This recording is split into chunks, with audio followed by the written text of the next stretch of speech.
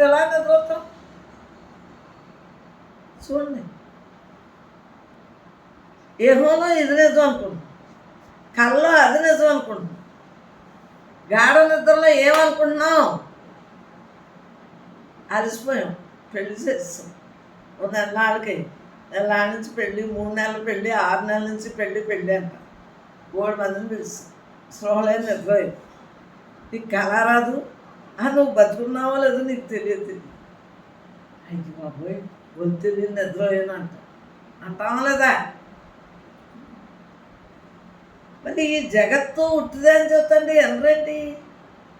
జగత్తు నిజంగా, ఈ దేహం నిజంగా ఉండు మార్చింది చూడండి. మరి జలప్రళయాలు వచ్చి ఇవన్నీ వెళ్ళిపోతాయంట కదా, యుగాలు మారుతున్నాయా లేదు? కృతయుగం, ద్వాపరయుగం,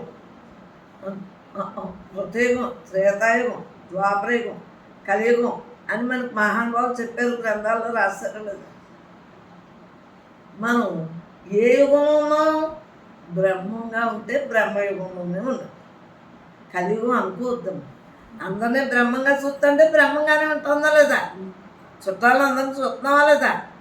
ప్రాక్టికల్గా అందరికీ మీకు థియరీ అంతా చెప్పాను, మీరు ఆలోచించుకోండి.